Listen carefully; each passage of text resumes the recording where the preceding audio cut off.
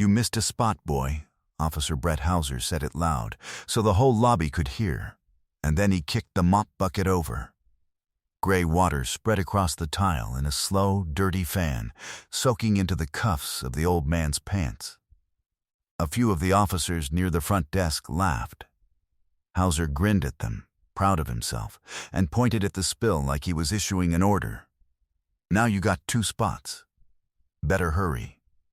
The old man did not flinch. He was somewhere in his 60s, gray at the temples, a gray county services uniform, a name patch that just said M. Calloway. He set the mop handle against the wall. He crouched. He began wiping up the water Hauser had just thrown across his shoes. He did not raise his voice. He did not raise his eyes either, not at first. "Officer," Marcus Calloway said, "you might want to be careful how you treat folks in this building. You never really know who's watching." The lobby went quiet for half a second. Then Hauser laughed. A real laugh, from the gut. The laugh of a man who has never once paid for anything he has done. "The mop's giving me advice now." He looked at the desk sergeant. "You hear that? 40 years pushing a broom, and he thinks he's somebody." He leaned down, close, the way you lean down to a child. "Let me tell you something. Nobody's watching, old man. Nobody important ever watches people like you." Marcus stood up slowly. His knees took their time. He looked at Hauser then, calm, steady, unhurried, and he said nothing at all. He picked up the bucket. He carried it to the utility closet. The young officer beside Hauser, a kid named Tim Brennan, watched the whole thing and said nothing. A civilian waiting on a bench gathered her coat and hurried out the door before any of it could touch her. And up at the desk, a clerk lifted his phone, filmed the spill, and posted it with a laughing emoji before the water had even stopped spreading. He had no idea. Because the man Brett Hauser just called boy, the man he just told nobody was watching, was the federally appointed monitor with the authority to shut this entire precinct down. And he had been watching for 19 days. By morning, this building, this unit, this whole command would not exist. Hauser just had no way of knowing yet that his career was now measured in hours, but this story doesn't start here.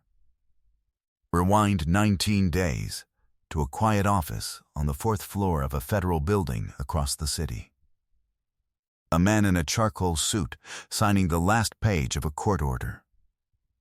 His name is Marcus Calloway. He is 63 years old. For 31 years, he was a civil rights attorney with the Department of Justice. The man they sent when a police department had rotted so far that nothing local could fix it. He has dismantled 3 of them.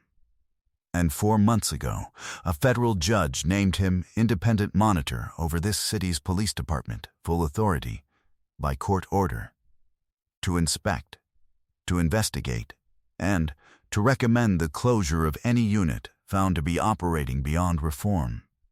Marcus learned a long time ago how the inspection game is played. When the suits arrive, the floors get mopped, the language gets clean, and every officer becomes a recruitment poster for 90 minutes. You learn nothing. So 19 days ago, Marcus did what he always does. He asked the building services contractor for a temporary badge, a gray uniform, and a slot on the night cleaning crew. He told no one inside the precinct who he was. He wanted to see the place when it thought no one important was looking. On his desk at home, there is a photograph he looks at every morning. A younger Marcus in a cheap graduation gown, and beside him an older man in a postal worker's uniform, calloused hands, tired eyes, and the proudest smile Marcus has ever seen on a human face. His father carried mail for 38 years through a neighborhood where the police treated him like a suspect on his own route. His father never got to see his son graduate law school. He died 11 days before the ceremony. Marcus keeps the photo where he can see it because his father is the reason he does any of this. His father is the reason he took the mop instead of the corner office. That is who Brett Hauser threw dirty water on. A man whose only intention, the first night he walked in, was to do his job quietly and watch. Now meet the man who laughed. Brett Hauser is 41. Two-time Officer of the Year. His face is on the recruitment billboard off the interstate. The captain calls him the best street cop in the district. He has commendations framed in his locker and a reputation that travels ahead of him. He is exactly the kind of officer a department holds up when it wants to prove it has nothing to hide. And in his personnel file, buried under all of it, there are 23 civilian complaints. 23. Excessive force, unlawful search, verbal abuse. Every single one closed without discipline. The internal affairs unit that cleared him every time is run by a lieutenant who came up under the same captain. The system that made Brett Hauser is the same system that protected him, over and over, until he came to believe that the protection was a law of nature. He laughed at the old janitor because in his entire career, the world had never once taught him not to. For 19 nights, Marcus Calloway watched and counted. He counted the man held in a holding cell for 9 hours with no charge logged. He counted the evidence room sign-out sheet with 3 days missing. He counted the way the night shift talked about the people they arrested. He counted the complaint forms that the front desk quietly told citizens were out of stock. He counted, and he documented, and every morning he drove home and entered all of it into a federal file that was growing by the day. And every night, more than any single violation, he watched Brett Hauser. 11 nights in, he watched Hauser pull a teenager out of a car by the collar in the Sallyport and slam him against the fender hard enough that the sound carried into the lobby. The kid's hands had been visible the whole time. Palms raised, everything by the book. It didn't matter. Marcus watched, and he wrote it down, and he felt the old familiar weight settle into his chest. The weight of a man who has seen this exact thing too many times to be surprised, and refuses, even now, to become numb to it. 14 nights in, Hauser caught Marcus watching and told him to mind his mop. "Eyes down, Grandpa. This doesn't concern you." Marcus put his eyes down. He had learned a long time ago that a man who thinks you are nobody will show you everything. So, he kept his eyes down, and he kept counting. 15 nights in, he watched Hauser run a woman's name 3 times for an expired tag and then lose her insurance card in the cruiser. And he watched her stand on the curb for 40 minutes in the cold, while Hauser sat in the warm car laughing into his phone. Marcus wrote down the time the stop began and the time it ended. He wrote down the temperature. Small things. Documentation is built out of small things. 16 nights in, he watched a man try to file a complaint at the front desk and watched the clerk tell him the forms were out of stock. There were forms in the second drawer. Marcus had seen them. He wrote that down too. 17 nights in, the Federal Review Board set the date. Marcus's final report was due at the judge's chambers by 8 the next morning. He had one recommendation to make: continue oversight or close the precinct entirely and reassign every officer pending decertification. He had drafted both. He had not yet decided which one he believed. Then came the 19th night. The mop bucket. The word boy. Nobody important ever watches people like you, Marcus Calloway decided. He carried the bucket to the closet, and as he set it down, his hands were steady, but his jaw was tight, and for one moment, just one, he let himself feel it. The water on his ankles. His father's tired eyes in the photograph at home. 31 years, and here it still was, exactly the same, in a building he had the power to erase. He let himself feel it for exactly that long. Then he straightened his collar and went back to work, because the work was the only thing that had ever changed anything. 3 things began to move at once in 3 different parts of the city, and Brett Hauser was aware of none of them. Across town, in a house with a porch light on, his wife was awake. Vivian Calloway spent 26 years as a federal prosecutor. Before she took the bench, she sat as a magistrate judge for 9 more. When Marcus texted her 3 words, closing it tonight, she did not ask why. She did not panic. She got up, made coffee, and began making the calls a person makes when she has handled worse and knows exactly what to do. By midnight, she had the court clerk on standby, the emergency order template open on her screen, and a contact at the regional press desk who owed her a return message. Documentation wins, she had told Marcus once, a long time ago. Emotion loses. Evidence is everything. She had spent her whole life proving it, and tonight she was going to prove it one more time. Inside the precinct, a sergeant named Dana Reyes was working late on purpose. Reyes had filed her own report on Brett Hauser 2 years ago and watched it disappear into the lieutenant's drawer. She had kept her own copies. She had kept a great deal, quietly, for a long time. Dates, names, a flash drive in her jacket pocket she never left in the building. She did not know yet who the night janitor really was. But she had heard him say, "You never know who's watching." And something about the way he said it had made her stay at her desk, files within reach, waiting, the way she had been waiting 3 years for a case the captain could not bury.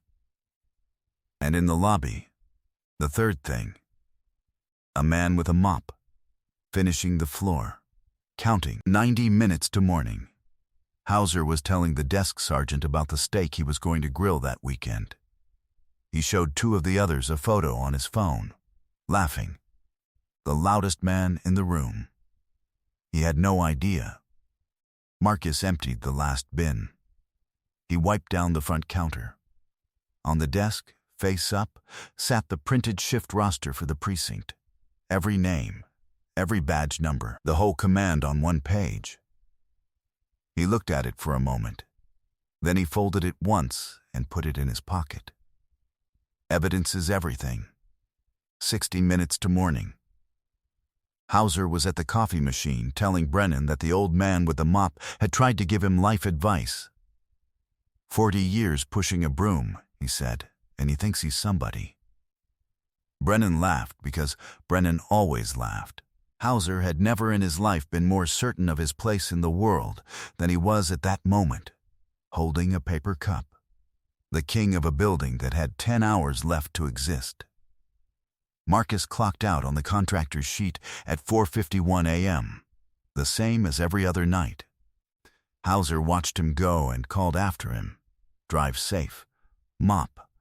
A couple of the others laughed. 48 minutes to morning. Marcus did not drive home. He drove to the federal building, took the elevator to the 4th floor, and changed into the charcoal suit hanging behind his office door. He filed the report at 6:02 a.m. The recommendation was 1 word longer than he had hoped to write. Close it. He attached 19 days of documentation, photographs of the holding logs, the missing evidence sheet, the complaint forms the desk had hidden, and a sworn account of everything he had witnessed under the name M. Calloway. At 6:40, the judge signed the emergency order. At 7:15, it went out by certified delivery to the chief's office, the captain's office, and the city's legal department, all at once. 20 minutes to morning, the way the people in that building counted it. Brett Hauser was still on shift, leaning on the front desk, when the chief and 2 officials from the city walked through the lobby doors with a man in a charcoal suit. Hauser straightened up out of habit. Then he looked at the man's face, and the color drained from it. He knew the face. He had thrown water on that face 9 hours ago. "You," Hauser said. You're just the janitor." Marcus Calloway set a folder on the desk. He did not raise his voice. Marcus Calloway, independent federal monitor for this department, appointed by the United States District Court. He opened the folder. "I've spent 19 nights in this building, on the cleaning crew. I watched the holding logs. I watched the evidence room. I watched you put a teenager against a fender with his hands in the air." He turned a page. "And last night, you told me nobody important was ever watching." Hauser's mouth opened. Nothing came out. "I was watching." 3 words. The lobby did not move. The desk clerk who had filmed the spill 9 hours earlier had his phone in his hand again, and this time it was shaking. "This order is signed," Marcus said quietly. "As of 8 o'clock this morning, this precinct is closed. The command is dissolved. Every officer assigned here is reassigned pending review, and 23 complaint files that were closed without discipline, most of them yours, are now under federal investigation." He closed the folder. "You might want to call your union representative. You're going to need one." Hauser stumbled half a step backward and caught himself on the desk. He looked at the chief. The chief looked at the floor. He looked at the young officer beside him, Brennan, the kid who had laughed last night, and Brennan looked away. There was nobody left in the room willing to meet his eyes. The reckoning did not arrive all at once.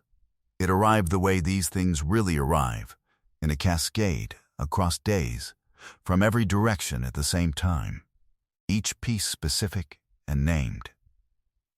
By that afternoon, the building was dark. The desks were cleared, the holding cells emptied, the recruitment billboard off the interstate scheduled for removal. By the end of the week, the federal investigation into the 23 buried complaints was formally open, and the lieutenant who had closed every one of them was placed on leave. The flash drive in Dana Reyes's jacket pocket, 3 years of dates and names, went straight to the investigators, and it lined up with Marcus's 19 days like 2 halves of the same key. The captain who had called Brett Hauser the best street cop in the district resigned on a Sunday morning. No ceremony, no farewell, just cardboard boxes and a security escort to the parking lot. His pension was frozen pending the federal review. The department came under a consent decree by the end of the month, with Marcus Calloway named to oversee it. Brett Hauser was indicted 4 months later on civil rights charges stemming from the teenager in the Sallyport and 2 of the older complaints that investigators had reopened. He took a plea rather than face the full count. He served 31 months. He was decertified, permanently barred from law enforcement in any state, and ordered to pay restitution he will be paying for the rest of his life. The union that he had been so sure would protect him dropped his case after the video. The colleagues who had laughed at the coffee machine stopped answering his calls. The video the clerk filmed of him kicking over the bucket, that video, the one meant to be a joke, was seen 4 million times in a week, and the comments beneath it were not laughing. In the middle of all of it, Marcus stood at a single press conference and spoke. He did not speak in anger. He did not speak about Brett Hauser at all. "I want to be clear about something," he said. "I am not here because one officer was cruel to one janitor. I am here because of a system that handed that officer 23 chances and called it good policing. I had the authority to close this precinct. Most of the people who walk through those doors have no authority at all, and they are treated exactly the way I was treated, every day, by people who are certain no one important is watching." He paused. "Someone asked me why I didn't just say who I was that first night, why I let it go on for 19 days. Here is why." He looked directly at the cameras. If I have to announce a federal title to be treated like a human being, then the system is already broken. The next person Brett Hauser stops won't have a court order in his pocket. He'll just have his hands up. And he deserves the same thing I do. His voice did not rise. I signed an order because a judge gave me the power to. Dana Reyes kept her files because she refused to forget. A frightened clerk filmed a joke, and then, weeks later, told the truth. None of us did it alone, and none of it happened by accident. When authority is used as a weapon against the people it was built to protect, the law has to answer. Every time, whether anyone important is watching or not. He did not take questions. He folded his notes, and he stepped down. In the months after, the pieces settled where they fell. Sergeant Dana Reyes handed over 3 years of documentation she had quietly kept and was promoted into the new oversight division built from the precinct's ashes. She finally had the case and the backing she had been waiting 3 years for. The lieutenant who buried the complaints lost his pension to the Federal Review. The captain testified, reluctantly, and faded out of public life.